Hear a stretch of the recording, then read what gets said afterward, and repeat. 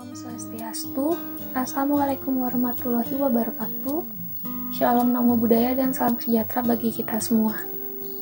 Halo, perkenalkan nama saya Nimade Viviana Anggi Suryanti, NIM 17055420003. Saya dari program studi Teknik Elektro, Fakultas Teknik Universitas Udayana.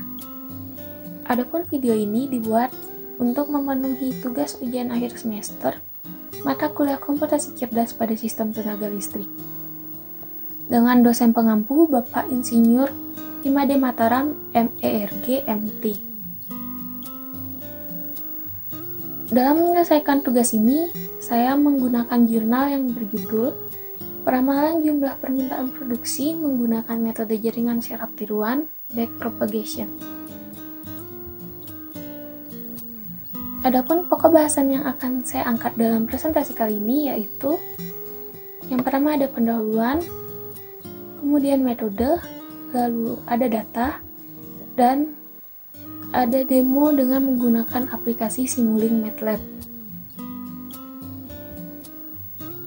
Pendahuluan, PT XYZ merupakan salah satu perusahaan manufaktur yang memproduksi V-belt dan conveyor belt yang berlokasi di Tangerang. Perusahaan tersebut memiliki pelanggan yang cukup banyak di dalam dan luar negeri. Hal ini dibuktikan dengan mengekspor hasil-hasil produksinya ke Singapura, Malaysia, Jepang, Eropa, dan Amerika Serikat. Produk yang paling banyak dipesan yaitu V-belt AJGG B65. Produk tersebut digunakan pada mesin pembajak sawah dan generator di bidang pertanian. Adapun permasalahan yang dihadapi perusahaan ini yaitu yang pertama, perusahaan ini dia menggunakan sistem make to stock, di mana pada perusahaan ini terdapat stok barang jadi di gudang. Kemudian ada permintaan konsumen yang tidak menentu, salah satunya permintaan produk V-belt AJGG B65 yang berubah-ubah di setiap periodenya.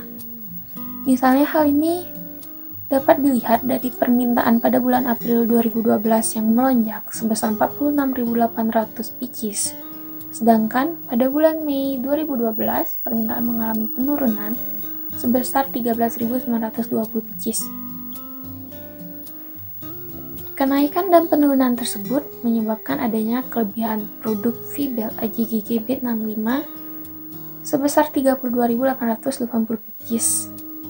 Sehingga mengakibatkan adanya penyimpanan stok yang berlebih di gudang. Dalam meramalkan permintaan, perlu memperhatikan beberapa kondisi yang terjadi di lapangan, seperti hasil penjualan.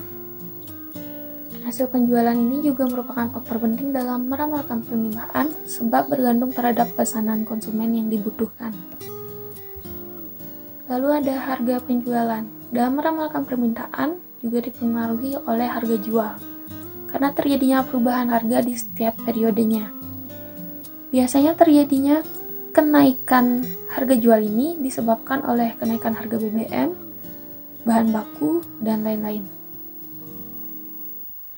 Kenaikan harga tersebut sangat diperhatikan oleh perusahaan karena akan memengaruhi naik dan turunnya jumlah permintaan terhadap produk. Lalu ada stok. Stok ini diperlukan sebagai persediaan barang agar dapat terpenuhinya permintaan dalam keadaan mendadak. Nah, untuk meramalkan permintaan, nantinya diperlukan 3 variabel yang mempengaruhi permintaan V-belt AJGG B65, yaitu ada penjualan, harga penjualan, dan stok. Adapun beberapa metode yang digunakan dalam jurnal ini yaitu pertama ada regresi yang merupakan peramalan yang bersifat parametrik, lalu JST itu perhitungan program sama pembelajaran, backpropagation, lalu melakukan beberapa kali percobaan untuk mendapatkan jaringan terbaik dan menentukan peramalan terhadap 3 variabel yang mempengaruhi di PT XYZ.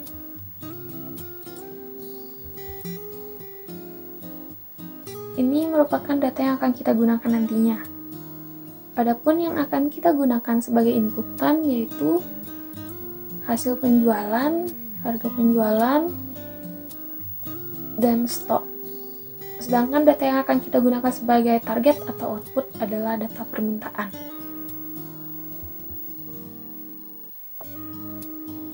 Selanjutnya, saya akan mendemonstrasikan pengaplikasian neural network pada aplikasi Simulink MATLAB.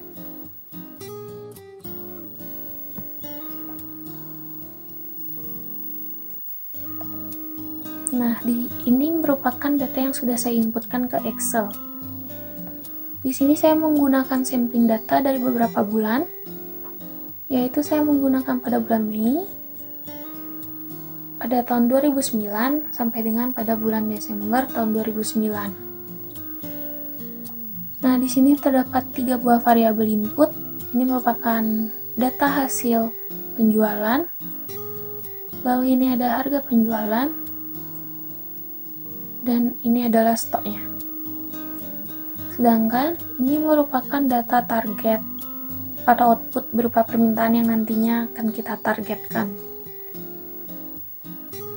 Sebenarnya, bila kita berbicara tentang neural network, itu merupakan suatu sistem untuk mengetahui peramalan dari target yang kita inginkan.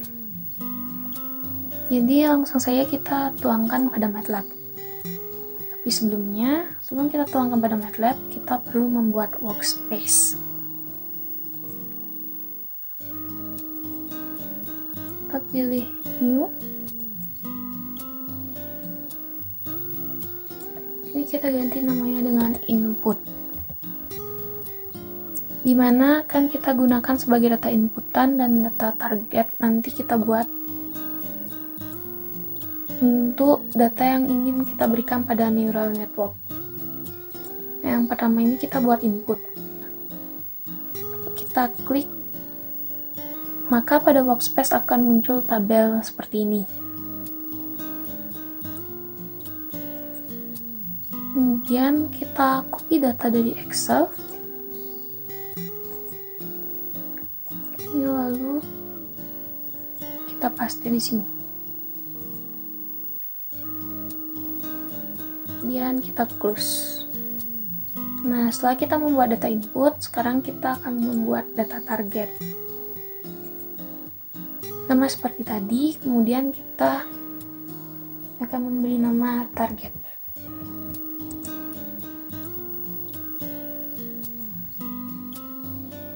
Kemudian data dari Excel akan kita copy.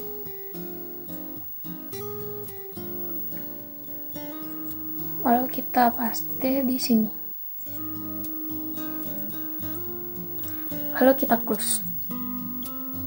Nah, barulah dari input tanda target ini, kita menuju ke NN Tool. Kita ketik NN Tool, lalu kita enter. Nah, di NN Tool ini sebenarnya ada beberapa sistem, yaitu NN Tool yang berfungsi untuk peramalan, di mana peramalan ini sebenarnya digunakan dengan cara memberikan suatu sistem pembelajaran pada data-data inputan yang nanti kita inputkan. Di mana pada jurnal yang saya gunakan ini menggunakan 3 data input. Di mana data input ini akan diolah oleh neuron-neuron dan mengetahui karakteristik dan sistem pembelajaran yang kita berikan. Biasanya semakin banyak pembelajaran yang kita berikan, maka semakin akurat data yang kita dapatkan. Karena semakin banyak pengalaman yang dimiliki oleh neuron untuk mempelajari data-data yang kita inputkan. Jadi itu untuk pembahasan sekilas. Sekarang langsung saja kita simulasikan. Yang pertama kita pilih import, kemudian kita pilih import from MATLAB workspace. Yang pertama adalah input. Di sini input data, import, oke. Selanjutnya target, kita masukkan ke dalam target data, lalu import. Oke. Nah, dari sinilah akan muncul inputan pada data input dan target pada data target. Nah, setelah inputan data dan target data telah dimasukkan pada neural network, maka kita di sini akan memilih new. Di sini barulah kita akan memulai bagaimana metode yang akan kita gunakan. Nah, yang pertama kita tulis untuk namanya, saya akan membuat NN permintaan.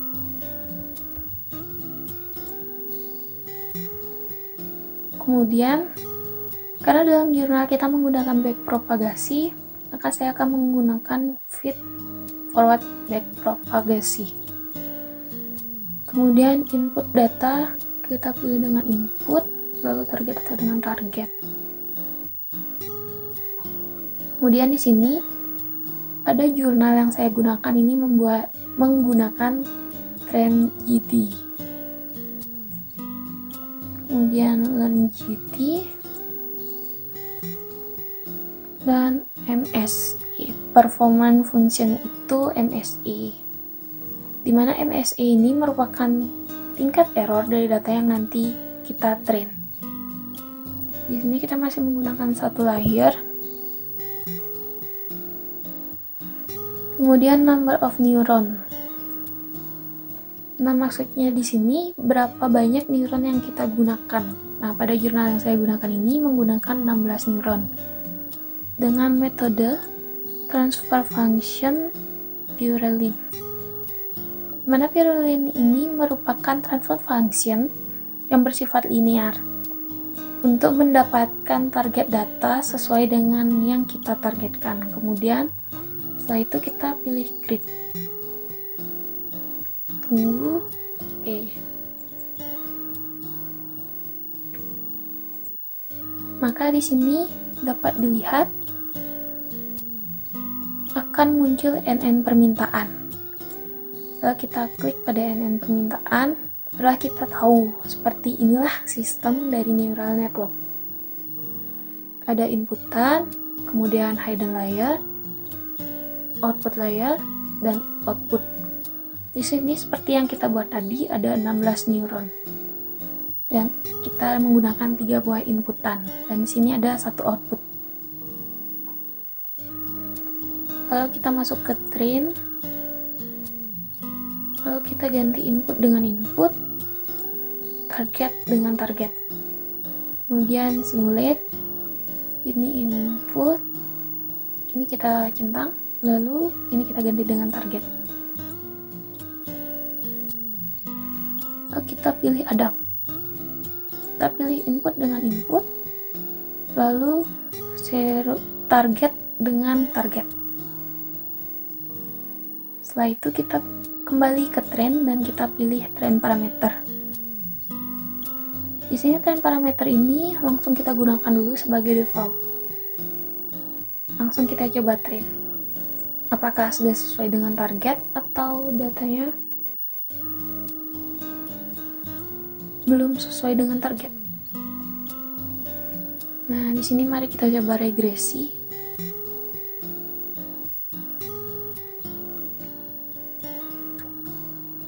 Nah, dapat dilihat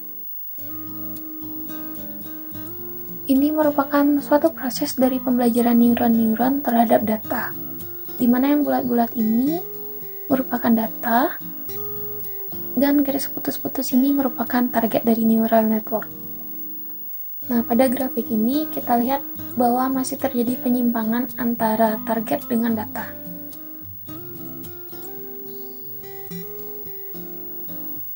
Maka dari itu perlu kita kembalikan untuk mengatur dari training parameter. Kita kembali training parameter.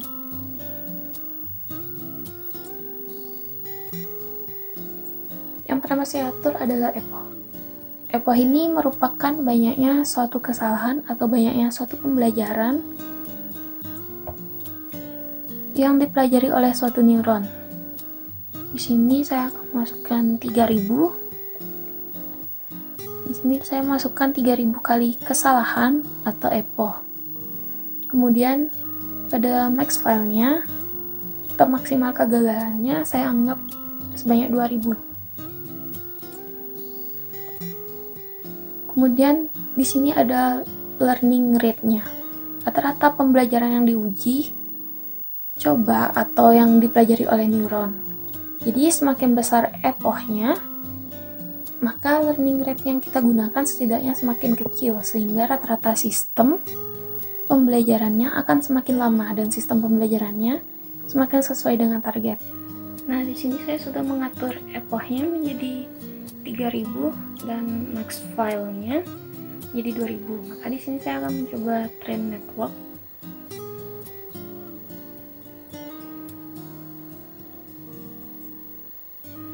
Kita tunggu. Kita pilih regresi.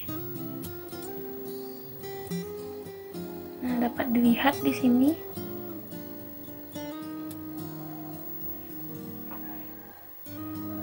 sudah mendekati dengan antara data dan target kita.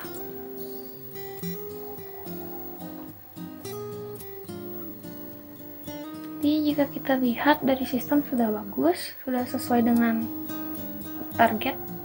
Setelah itu mari kita simpan programnya. Kita pilih file, lalu save as.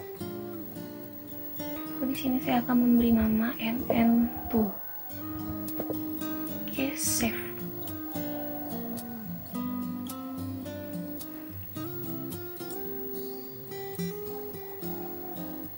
Nah, di sini kita bisa lihat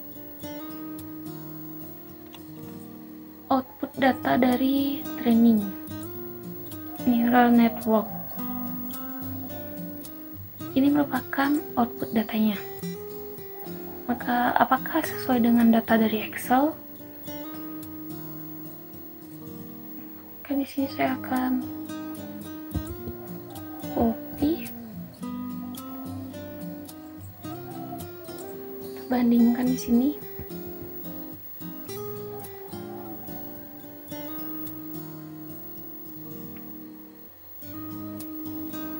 Pada data dari Excel di sini 0,3466, lalu kita dapatkan 0,35394, ini 0,5363, kita dapatkan 0,51506. Jadi dapat kita lihat di sini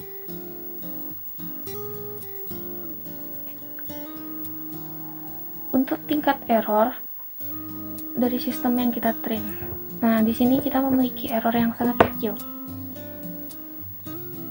Nah, sekitar minus 0,00733399. Jadi training ini sudah bagus karena mendapatkan error atau MSE yang seminim mungkin. Baik, cukup sekian dari saya. Semoga video ini dapat bermanfaat bagi rekan-rekan yang telah menonton video ini. Akhir kata, saya mohon maaf apabila ada kesalahan kata dari saya dan terima kasih.